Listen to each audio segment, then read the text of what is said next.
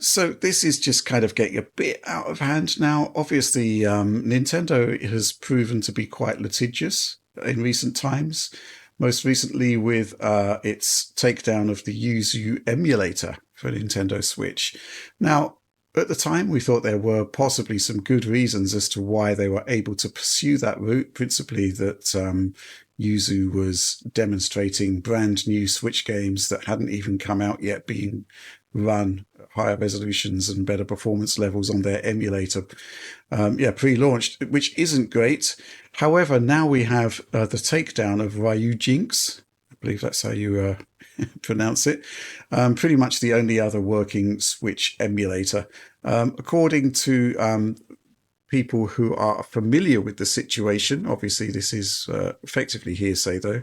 The author was contacted by Nintendo and offered an agreement to stop working on the project, remove the organization and all related assets he's in control of.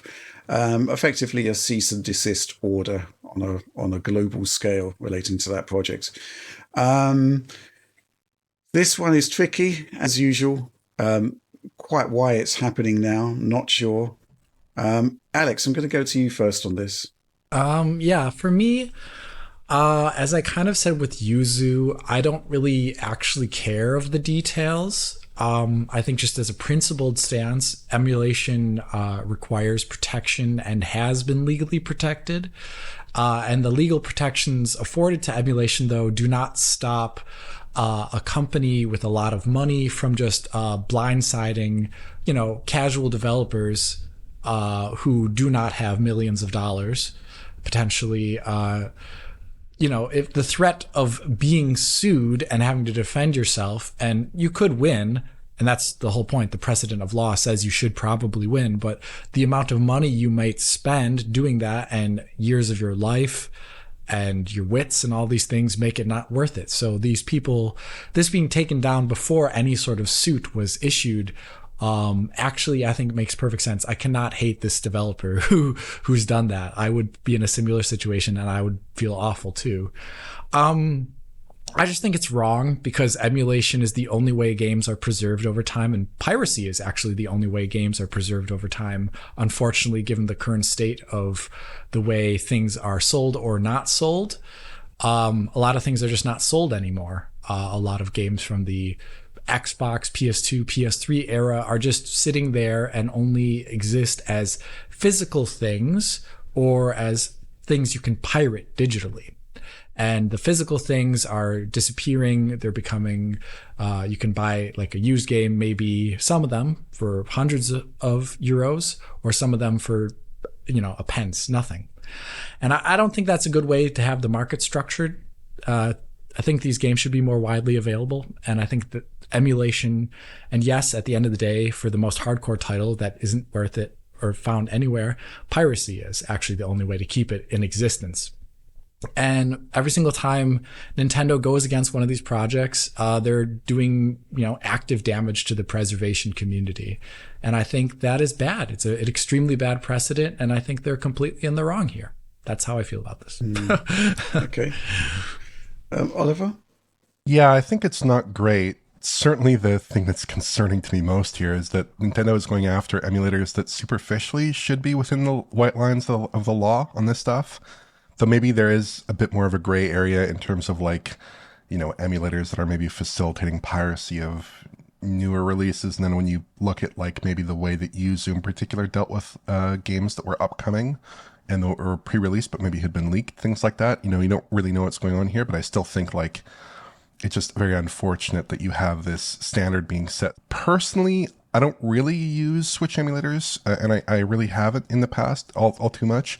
I think the predominant issue here is game preservation, and it seems like, to me at least, a little bit less of a pressing issue given the existence of Switch 2 and the probable continuation of forwards compatibility with that console line for the foreseeable future. But certainly when you look at the Switch and its software library, I do think that there is some value in Switch emulators, a lot of value. Because a lot of games are not running at a great performance level on the Switch hardware. It's like we've seen recently with Echoes of Wisdom, which does not run well at all on Switch hardware. And then, of course, image quality is often not great in those titles as well. But I mean, I'm kind of conflicted because the reality of a decision like this is it just really complicates development moving forward, and you'll still be able to get these emulators. So perhaps that would be an okay situation, at least for a lot of games right now, that you could still download a version of Yuzu or a version of Ryujinx. Maybe there's not active development going on those projects, but it doesn't like stop this dead. It just basically says like the development is probably going to halt to a reasonable degree. Like the emulators that are based on Yuzu that have continued development are not in such a great state at the moment in terms of the development environment there, which is obviously understandable because Nintendo might pull your project fairly easily. But ultimately, like I think that if Nintendo does want to pull these emulator projects, I'd certainly prefer that they didn't. But I'd love to see better backwards compatibility support on the Switch 2. I'd love to see something that boosted CPU clocks. I'd love to see something that gave you a bit more headroom on the GPU, perhaps boosted GPU clocks there quite a bit, because when you are playing those Switch titles on the original Switch, sometimes you are ending up with some of those problems. And if you look at the boosted hardware that you get with modding a cracked Switch, so to speak, you actually end up with a lot of titles that do run it like a locked 60 FPS in the Switch hardware with just a little bit of a boost on that CPU clock and that GPU clock. So, I mean, ultimately, it's not a great situation. I still think the status quo with emulators doesn't change that much because you'll still be able to get a version of Ryujinx, you're still able to get a version of Yuzu, but certainly like what it means for the future of Nintendo and the future of these emulator projects is kind of dire, I think, and that might not be such a great thing. Mm-hmm. Yeah, absolutely. Well, I'm going to take a couple of supporter questions here. This one from Inebriated Porcupine. ADF exclamation point. Ryujinx has been taken down by Nintendo.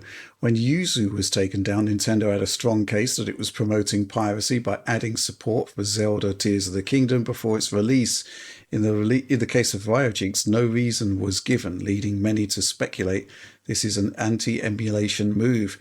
What is your opinion of this takedown and its impact on future preservation of Nintendo titles? Well, I think Oliver and Alex have just covered the points there pretty saliently. All I can really add to that is that the timing is odd, which may tie into this question from Zephyr. Hi DF team exclamation point. Do you think that the recent takedown of Ryujinx is due to Nintendo's fear that it will be an easy basis of Nintendo Switch 2 emulation? Could we be looking at another GameCube/Wii scenario where the two generations are very similar architecturally? I'm not sure they're similar architecturally, but I do think that a lot of the work that was carried out for emulating Switch 1 may well carry over to emulating Switch 2 because they're going to be using NVIDIA hardware. They're going to be using the NVN API. So it probably would be a bit of a leg up there in order to sort of emulate Switch 2. And at that point, that is quite tricky, right? Because, well, for the same reasons that we've got now, the same games running better on more superior hardware. I mean, that we could be looking at a rerun of that. And I suspect Nintendo just wants to nip it in the bud. What do you think about that, Alex? I mean, that would be interesting if it were true. I still think it would require a hefty amount of work. Oh, sure. It's not just going to happen. Yeah. I think that would be interesting if it were true. I don't know if it has to do anything with that, the timing of the Switch 2 release. I think maybe there's just moments where Nintendo is bullish and like a bully, the confidence is high and they have the wherewithal to do these things and they just kind of do them. Kind of like how everyone was wondering, when will they sue the people who made Pale World? And they decided to do it on the grounds and the basis at a later date than everyone thought they would. So I think that's interesting. I just think it's more of a coincidence than anything. And I just want to reiterate that I don't see any problem with an emulator coming into existence while a product is still on the market. I think the specter of piracy is just a specter. And I think people who don't buy games don't buy games. I really think that is the truth. I in my life have pirated games. The first ever thing I ever played on GBA was actually through an emulator. I was at a point in my life where I didn't buy games, but then I bought games when I started to have, income and things like that. And, I It think does help generally. yeah, it usually does help to have money and also, the market. There's a lot of places where things aren't actually sold. And I think people who don't buy games, and getting rid of emulation during the product's lifespan, I don't know, actually think it's going to be affecting the bottom line too much, if that is the argumentation. I actually think it is more just about like the protection of brand imagery, and the punishing of those who go and step on that brand imagery. I don't know if it actually is getting Nintendo a lot of bucks at the end of the day. Okay. Well, beyond that particular incident, there was also the fact that the YouTube channel Retro Gamecore was being targeted with copyright strikes for Nintendo for its content. I haven't followed this one closely, but Oliver, maybe you can get me up to speed here. Yeah, so my understanding is that Retro Gamecore, he does a lot of emulation videos. I've watched his content for quite a while. He covers a lot of retro handhelds in the Android space and the PC space as well. And it seems like he had basically done a couple of videos with some Wii U emulation content in it, and Nintendo took the route of issuing a copyright strike, and they issued 2 copyright strikes. Now, the problem with this scenario is that if you get 3 copyright strikes within a short span, your channel is taken down forever on YouTube. And I have been in this situation before with channels that I've worked for in the past, where we had 2 copyright strikes, we had 2 strikes on our content, and all of a sudden, if you get that 3rd strike, you're totally gone, and you could lose a channel with like, 1 million subs or something massive like that. So that is an extremely tense situation to be in. It's an extremely unfair situation to be in. I don't really approve of anyone taking the route of taking someone's channel down with copyright strikes. In fact, they pulled this content in such a like real blunt force way that actually threatens his channel and possibly his livelihood, I think is a pretty nasty move. Mm-hmm. Yeah. Alex? Yeah, once again, though, but like, where's the line drawn at that point? Because you're just presenting something on YouTube that is just a recording of an emulator is, I don't even know, what does the copyright say there that makes it different from people talking about a new Switch game trailer and then not having that demonetized? It's I don't know what like the legal argument is there. The whole thing is it's not a legal argument because it's just arbitrated by YouTube, and usually very poorly. So I don't know how to think about it other than that I like Oliver. I think it's actually pretty bad, and I feel it makes our coverage actually always think a little awkward, because there's been times where I've thought like, it'd be interesting to actually mention some sort of emulation regarding some things. We've done it before with RPCS3. John's made entire videos about that. Right? Mm-hmm. And that's an amazing thing. And also like with switch overclocking, we've done some stuff on that. Yeah, right. Like all these things, like we did it with Crysis. Right. But like what happens if you do that and then it gets you a copyright strike because Nintendo, by its whim in that week, doesn't feel comfortable with you talking about something that is not as part of their TOS, right? Yeah, I mean, YouTube's always had a bit of a bizarre relationship with YouTube, to the extent that they seem to think that if this is just my read on the situation, that if you have footage of their games within your content, they kind of own it, which is, an interesting take. And possibly there could be some legal precedent behind it at some level, who knows. But it's just bad behavior. It's just poor behavior. It's heavy-handed behavior. And it basically brings about a chilling effect that, it's almost as if it's been designed to send a message. And I'm extremely uncomfortable with that. I think in all of these situations, both in the emulator side of things and also in this particular case of Nintendo effectively claiming ownership of content, at some point a line will be drawn and there will be a further legal case. The question is really how that's going to go. It does seem to be the case that Nintendo isn't particularly happy with the legal precedents and is kind of working around them, so to speak. I mean, there are ways and means by exerting legal force without ever actually setting foot in a courtroom, which is, what's happening the Ryujinx emulator.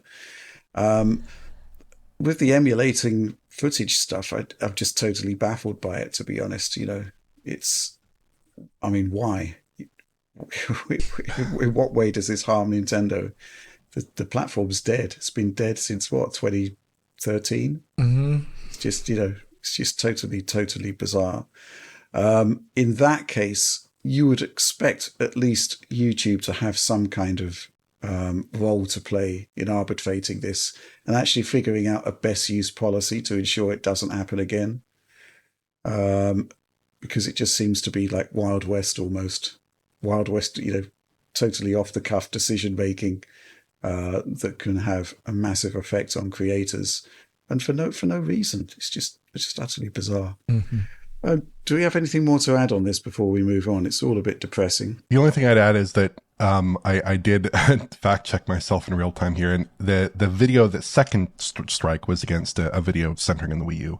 The first video that was taken down in that case was actually a video that was focusing on a tool that allowed you to interface with Switch cartridges on PC. So that video was maybe a little bit more contentious, but the second video was just a Wii U emulation video, it seems. If you're going to be connecting cartridges to PCs, there is going to be a certain degree of decryption involved. Yeah. And things get a bit more murky on that front. And it really depends on the tools and how they work. I mean, that's just really tricky. But Wii U, come on.